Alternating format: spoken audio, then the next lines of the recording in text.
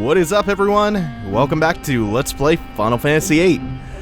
Last time, we got a lot of big reveals dropped on us while visiting Trebia. Our main cast, plus Seifer and minus Rinoa, grew up in an orphanage together. An orphanage which was once run by Edea and Cid. We also found out that Junctioning Guardian Forces degrades the memory, and that's why only Irvine remembered this, because he hadn't started using them until recently, so his memory's still fairly intact. So we're gonna head down there to the orphanage to try to suss out some answers. The orphanage is located on Centra. It's that southernmost continent we visited to get Tonberry King and Odin. We have to make a quick little trip around the west, because there's that big railroad slash bridge that kind of bisects the world map.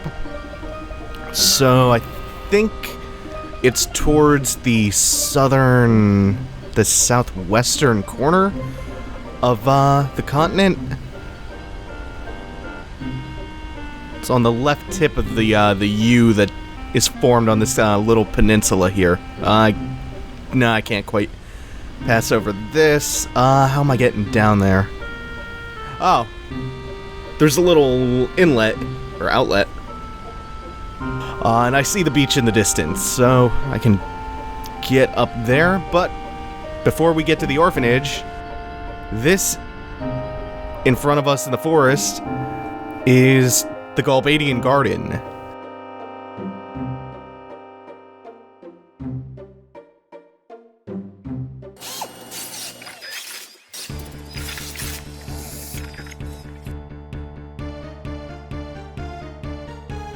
So it looks like the Galbadians were waiting here in ambush. And as we approach the end of Disc 2, we finally have the long-awaited conflict with the Galbadians, who have commandeered Galbadia Garden, and they're being led by none other than Seifer and Edea. So we're going to issue our orders, prepare for the attack, prepare for the defense, and also going to order everyone to take care of the junior classmen. And then I think that's about it. No other orders, so we'll end that. Really, there are no long-term consequences based on the orders that you give or don't give here. I think if you don't give those 3 orders that I gave, you just get an extra scene where Dr. Katawaki comes in and she tells everyone to give, she gives the same orders that you would have given there. And then if you give too many orders, I think there's just a little short scene between you and, what's his name? The guy piloting the ship, Nita. Or he just kind of scolds you for overloading everyone. Okay. Zell's taking a nap. Excellent. Good time to be doing that. So we have no Zell and no Rinoa. So we have Selphie, Irvine, and Quistis to pick from for the current party, who's going to head down to the quad. So I'm going to take Quistis with me and Irvine.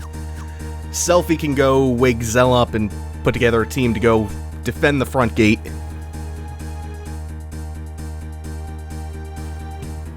So he just gives you a pretty big hint there that maybe don't get too comfortable with this party arrangement just yet. It's not going to be terribly relevant. He tells you not to bother junctioning any Guardian Forces just yet, because the party situation isn't quite settled, obviously, since we don't have either Rinoa or Zell to bring with us yet. Kind of an odd order to give, though, or an odd hint to give to the player, because eventually, I don't know why it drops you off on the second floor. Oh, you know what? I remember why. It's just, like, some very trivial optional stuff. If you head into the second floor classroom, an area we'll go back to later, you get a little bit of extra dialogue from some of the side characters there, including the kid who had the mini-mog cart, the kid in the blue shirt who usually jogs around the first floor. He'll say something like, wow, I've really mastered this Firaga spell. Or something, and Squall will tell him if he's not careful, he'll burn himself or something. It's really not terribly compelling or relevant dialogue. Nothing worth going out of the way for. Besides, we have a lot to cover in this episode. This is probably going to run long because I want to get through Disc 2 in this sitting. Turns out Zell is not napping. Oh, well, he was. His announcement woke him up. And he was just following orders. Good on Zell. But what is it he wants to pull us aside for? About Squall's ring. The hell are you thinking, Zell? He wants to borrow Squall's ring. I think you can see it in FMVs, but not on the actual character model in game. Squall is a interesting looking ring. It bears the same symbol that we see on the case back in his dormitory. The symbol of the lion. And it's also the symbol on the keychain that hangs off of his gunblade. We're gonna learn more about that symbol and more about the ring eventually. Don't really know why Zell actually just said it. He wants it for something to do with... Hey, there's Rinoa, speak of the devil. Yeah, they can get in through here, through the quad, through the front gates, pretty much everywhere. For a mercenary base, this place is woefully insecure. Alright, so Selfie, Zell, and Rinoa will do their thing here in the quad. And we have a lot of running around to do here in Balamb Garden. This is the War of the Gardens section of the game, the climax of Disc 2. Between the two gardens. So we'll head up to the bridge. There's lots of switching around between the parties and just a lot of running around the garden.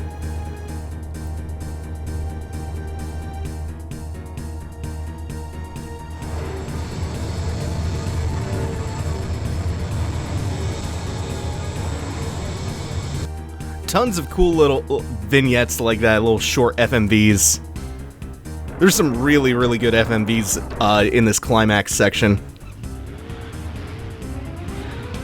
Oh, and all of the Galbadians on their bikes preparing to launch into the garden. Goddamn. This is a really cool section.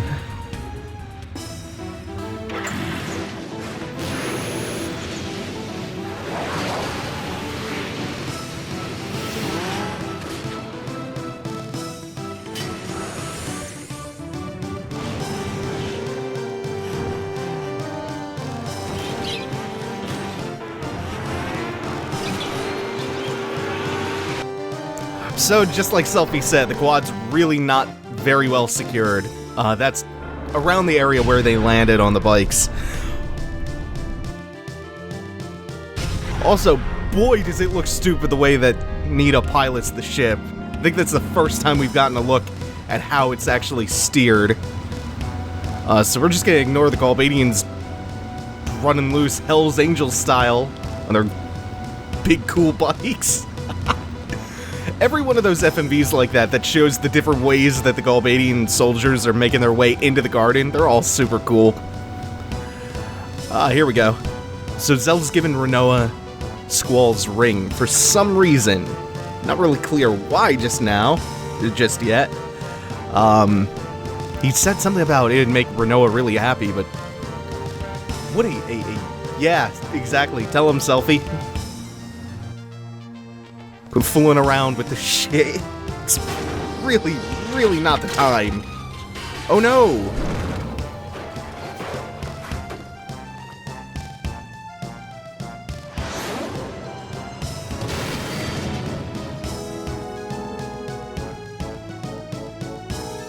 Never noticed the streaks of brown in Rinoa's hair before. Weird detail. Okay, yeah, we definitely can't pull her back, so just hold on for a while, Rinoa. We could go find some rope or something. It's amazing that we can't just use a Guardian Force to lift her up or something. I don't know. Guardian Forces, how do they work? It just teleports us back to the front of the quad. Like we couldn't have taken the couple of seconds to walk here.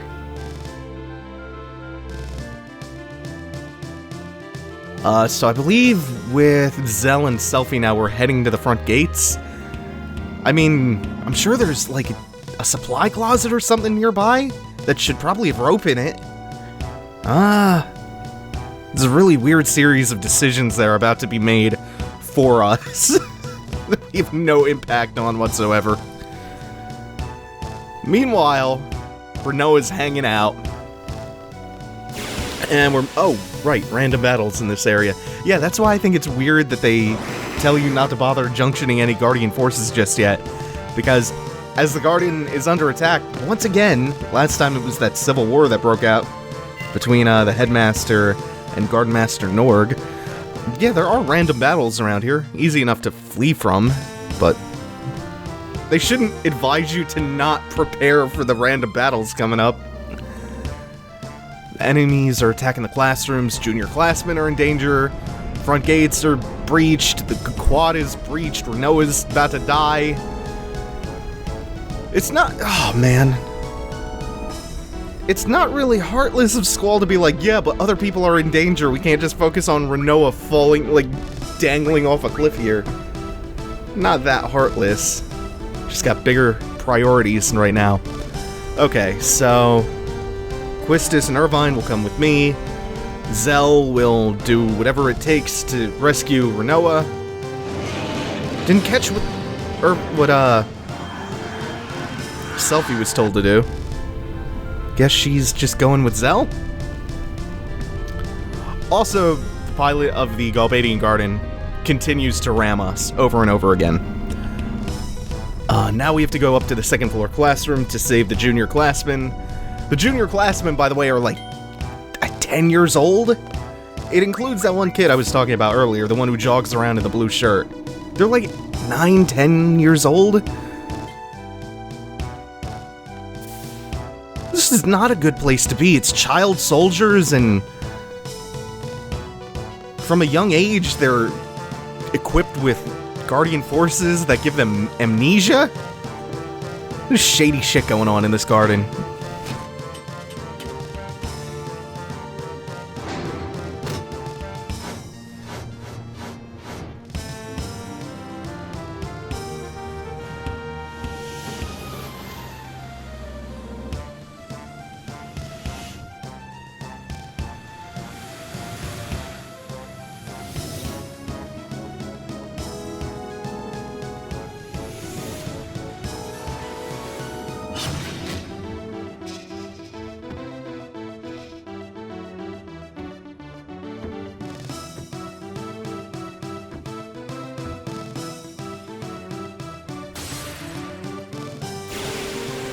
Man, those mecha exoskeletons are awesome, but they waste the model for those by not having you fight Galbadian soldiers in the mech suits. Instead, you just get green palette swaps of the blue Galbadian soldiers that we've already been fighting for 2 discs now. It's the only thing disappointing about that FMV is they introduce you to those really awesome looking mechs, and it's just like, nope, fight palette swaps. Palette swaps who love status ailment magic. Cast slow on Squall, silence on Irvine. Big pains in the asses. Man. I think they can cast Berserk on you too? This Demi's not gonna do shit.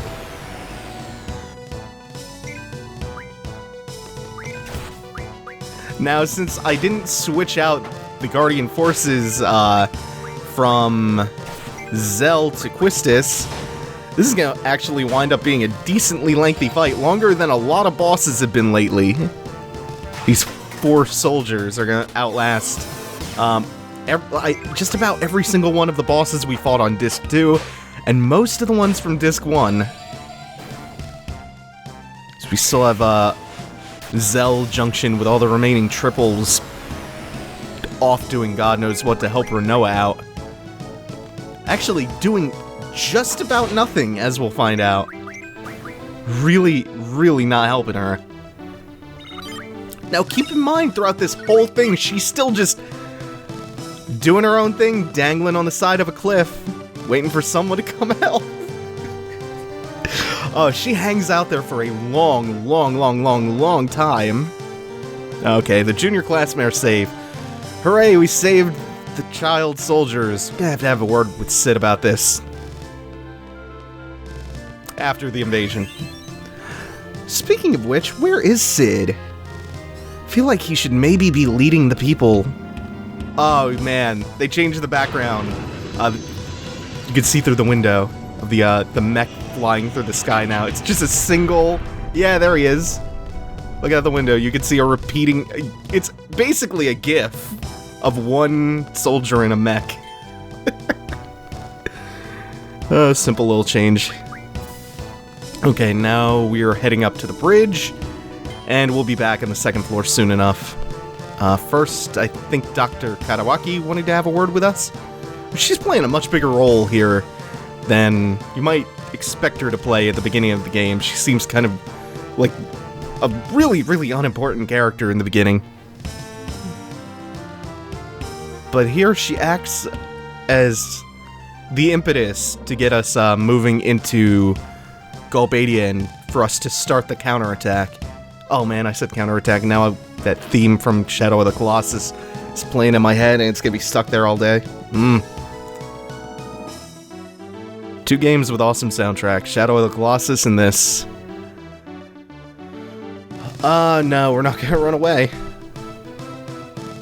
And yeah, Seifer is, as we've seen, leading the charge from Galbadia, or from the Galbadian Garden, rather. So we have no choice. We have to head into the Galbadian Garden and face him down, and then head after Cerberus and Alexander. We were gonna take the fight to them eventually anyway, but they've kind of saved us the trouble of tracking him down, so... time to start the counterattack. Oh, now we're being told to help Rinoa, because there was nothing Zell could do. And she's still, just this whole time, hanging out there. Just keep that in mind. It's a really long-ass time for her to just be gripped onto the side of a cliff. Tremendous upper body strength in Rinoa. Doesn't seem like it. Doesn't seem like the type. But apparently she's jacked.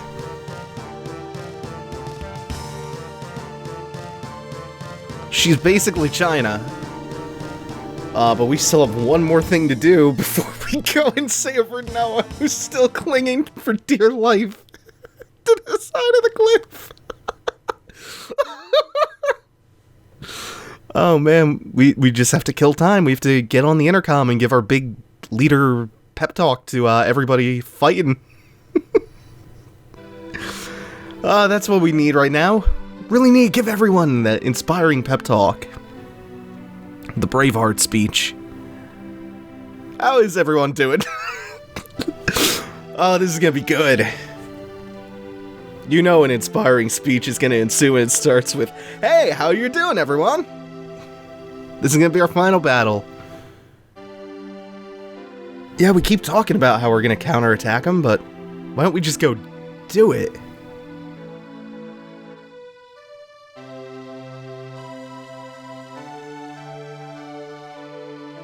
Prepare for a major collision. Yeah. We're gonna get Nita to ram them so that we can actually board the garden. Please understand. Oh, I can't skip through this text faster. She was formed to fight the sorceress. At least that's what I heard. Yeah, I'm not trusting Sid so much at this point. Given the fact that he was kind of cool with giving us all amnesia, not telling us about the orphanage, etc., etc. Oh, the child soldiers. Yeah, we can't forget them.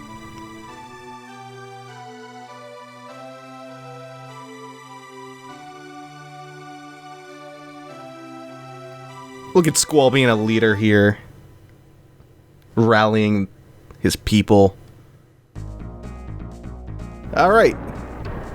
It seems kind of like what the kind of thing Headmaster Sid should have done.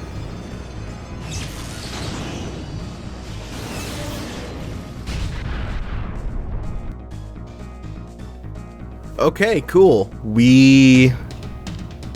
Where are they coming out of?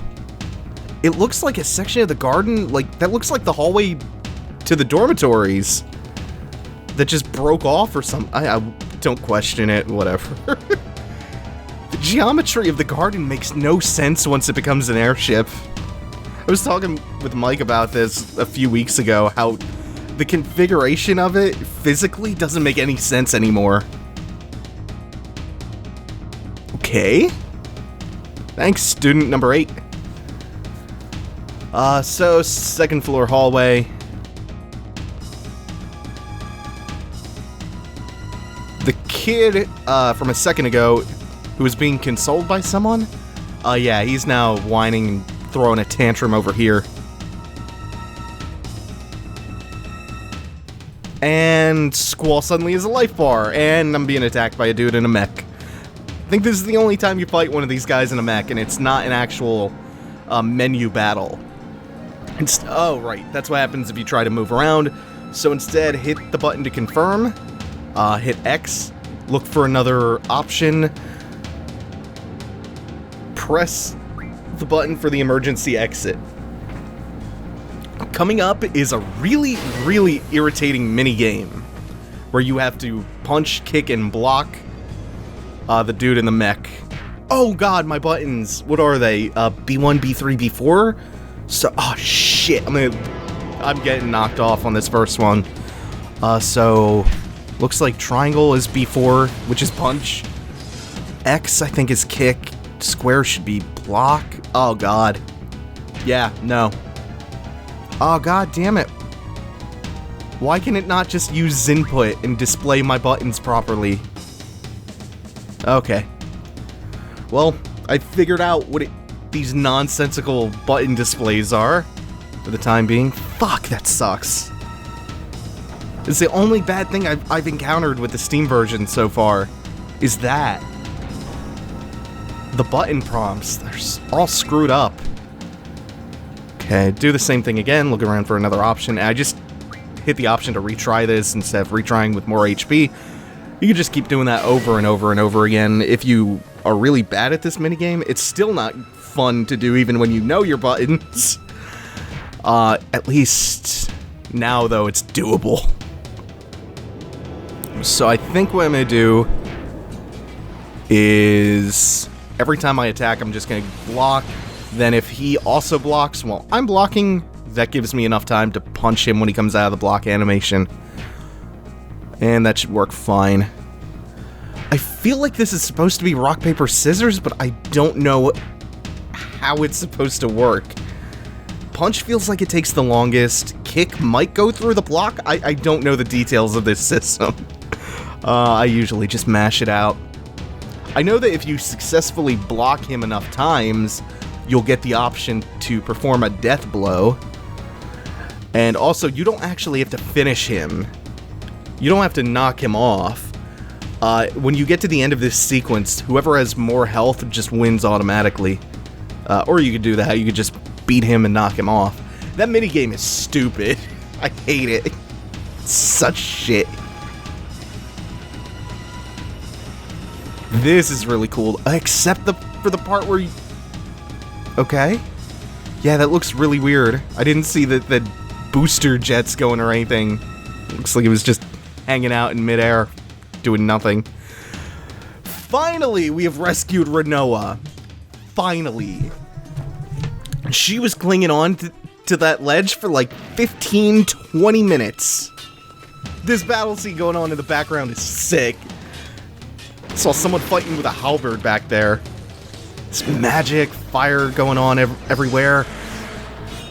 Dude just got clotheslined with a gun blade off of his motorcycle. Oh, that's sick. It's Saving Private Ryan scene.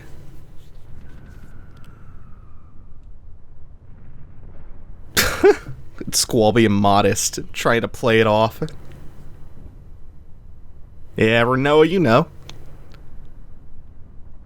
Right, she has something very important that belongs to him. The ring that Zell borrowed from Squall. She's gonna have to give it back. What a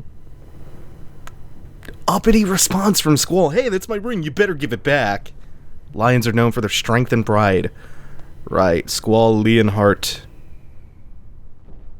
If the lion motif could be any more on the nose. Ah, and his lion does have a name. It's Griever. So we finally put a name to that symbol. Aw. I mean, everyone might, get the wrong idea about us. She does sound delighted. Even in text, you can hear the inflection in your head. Okay, so enough of this shit here. There's still a big war going on in the background. Maybe let's get back to that and deal with the, repressed love of these two later. Alright, so we're finally inside Galbadia Garden again. Or Galbadia Garden. We have been here once before. It was when we, right before we went to assassinate Edea, when we came here seeking refuge, and we met Irvine here. But we're gonna encounter a lot of sections in the garden that we did not really run into the last time we were here. We just kind of waited around. We were only in a couple of rooms last time. This time, we're gonna kind of explore the labyrinthine structure of Galbadia Garden.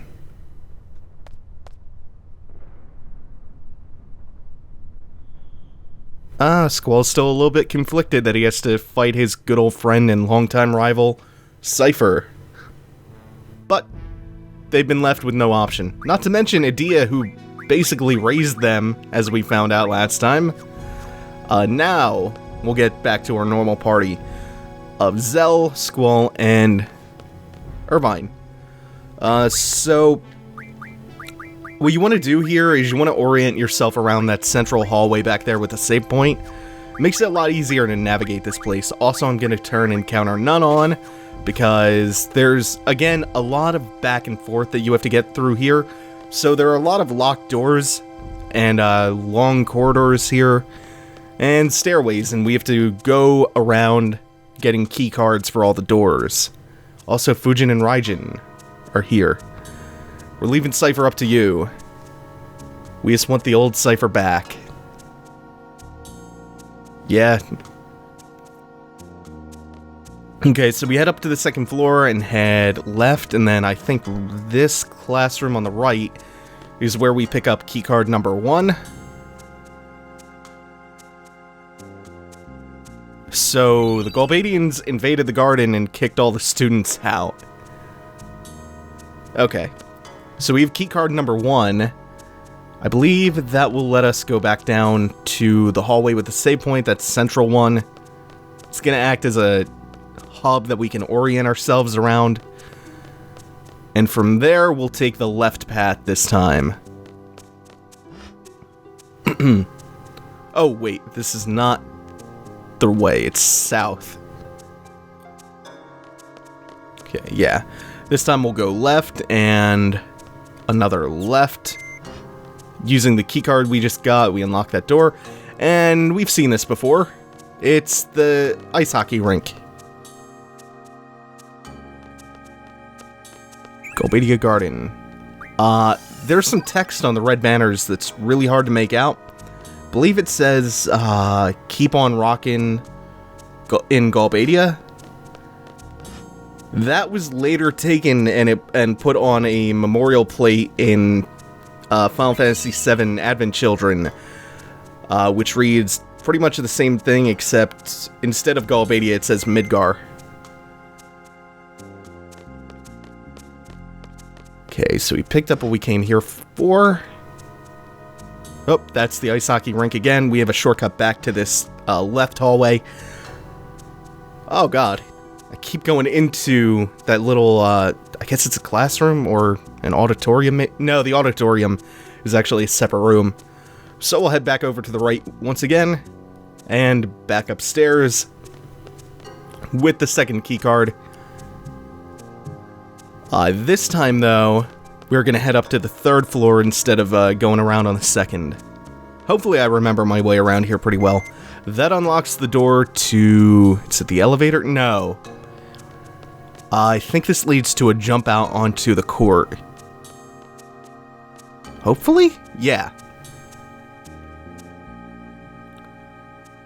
So the path forward is to the left, but you can come over here to the right And that unlocks a shortcut back to the hallway with the save point. The northernmost section of it. And I want to say this path over here is all optional. I think that's... No. There is a key card out here, but there is also something optional, is what I'm thinking of. So we're just heading straight south down this hall. Before I get to the optional thing I was talking about, though, I was checking Diablo to see if I had learned Mug yet. Because you can mug a speed junction scroll from Cerberus here, an optional boss. And Cerberus has been around as a boss on and off since, oh man, I think FF3? But this is the first time you can actually get him as a summon. And his attack, his ability when you summon him is really useful because it buffs the entire party with triple. Just like he just buffed himself with triple. If you miss fighting him here and getting him as a guardian force, you can draw him in the end dungeon. And he should be ready to fall right about now. Nothing's, even at the end of Disc 2, nothing's gonna last very long against Squall right now. And you get Cerberus' card for him too. Yep, we'll keep you named Cerberus, and let's check out what you have to learn real quick. Oh, lots of junctions. And he has strength, he comes with strength junction, and ability ×3. So prevents back attack. I will tell him to learn alert, and it doesn't really matter who I give him to right now. I'll just put him on Irvine. I really have to get some better magic for Irvine and Zell. Well, Irvine mostly. Zell has 60 triples junction to strength.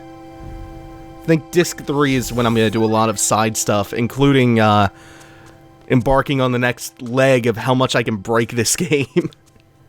Oh, it gets way more broken than we've already seen, even though I'm already 1 or 2-shotting most of the bosses. It still gets more broken. Here's the last card key. Good, now we have card key number 3. That unlocks the elevator up to Seifer and Edea. Oh, and I keep going into this classroom. I think it's a different one every time, but it's just the same interior model. So from here, we're going straight north a couple of times. And back up to the 3rd floor, I think? Unless it's that set of stairs. This is the one part I forget about the layout. I'm not sure. Damn it. Can't remember. Oh well. I'll head outside and then... You know what? It is the stairs back there, actually. Because the 3rd floor just leads back down to... the 3rd floor is just the jump down to the court down here. So it has to be the stairs that we just passed that lead up to the elevator. Yeah, okay. I've got my bearings again. I remember where I'm going.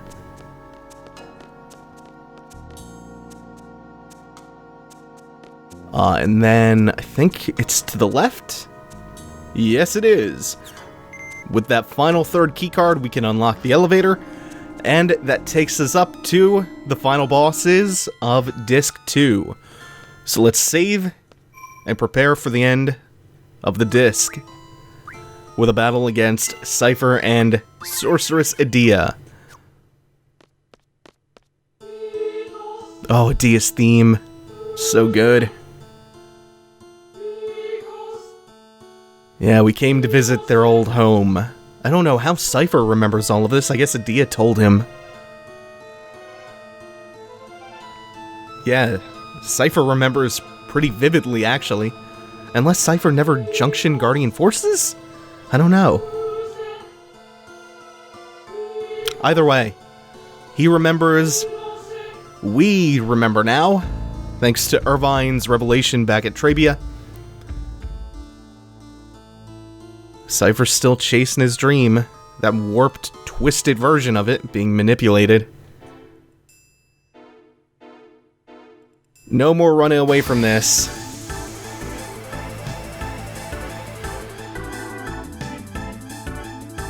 Kind of bittersweet ending to this. I like his line there, let's go after the monsters. Okay, we have nothing to draw from him, nothing of interest anyway. So we're gonna finish him really quickly, just like we did at the end of Disc 1 on the parade float. Yeah, that was nothing. Now on to Sorceress Edea. Worthless child. Oh, the way she gets up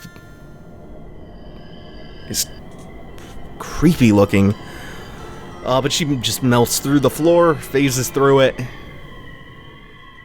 Luckily, Squall remembers the layout of this place really well, because he's immediately aware that where she phased through the floor to is the auditorium right below us. I do not quite remember the exact location below us. This, I think, is... Ah, yeah, this is the waiting room from when we were here before. We thought Seifer was going to be executed for war crimes against Galbadia. Right. So I think we follow the balcony out here to get to the auditorium. I hope I'm right. I actually don't remember. I'm assuming because the save point, yep.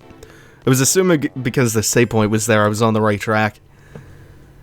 So this very cool looking auditorium, empty auditorium at that, is where we get our final confrontation with Sorceress Edea. Oh man, the remix of her song here, or just the chant from it.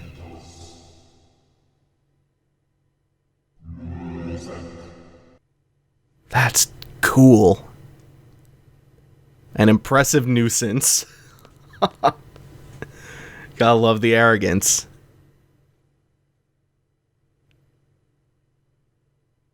Yeah, it does not seem like the nurturing matriarch type. So, fresh off of a victory against Seifer, we have to now fight Seifer again. He's not gonna give up. But, oh, he took more than one hit this time. Great. Oh, I'm lying. You only took one round of attacks. This is actually kind of bad, though. Because I locked in my attack against Seifer and he died. I hope this Maelstrom kills Squall, actually, so Squall doesn't attack immediately. Because if Squall... Like, I intended to attack Seifer. Shit. Hope I don't one-shot her. Good. Intended to attack Seifer again in case he survived.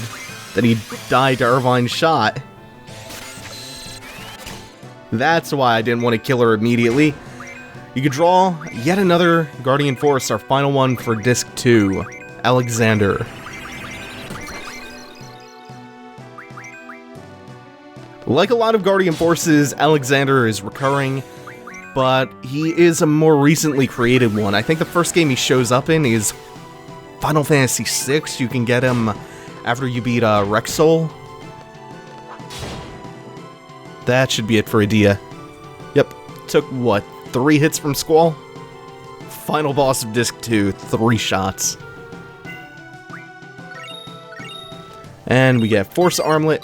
Lots and lots... Oh, I saw a mug. Finally learned that.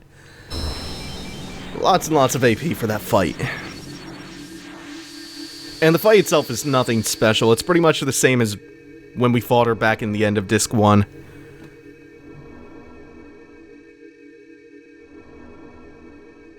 And just like when we went to assassinate her the first time, and Rinoa walked up to her alone to give her the bangle. She appears possessed again. She's cradling Seifer, if you can't tell who that is. Ah, she said it.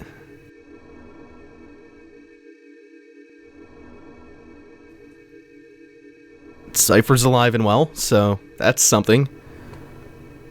But something's really, really wrong with Rinoa, and she's passed out. Cold. No, I don't think Rinoa's alright, Quistis.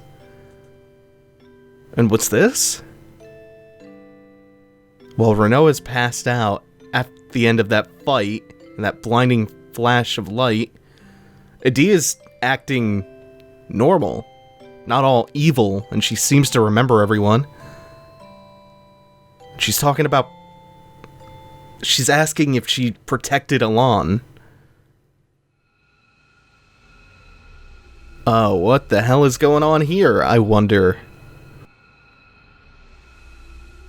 But I guess we'll have to wait until next time to find out. What a twist to end Disc 2. We're gonna find out what's going on next time when we start Disc 3. We're getting pretty close to the end of FF8. Thanks for watching, everyone. Take it easy. Have a good one.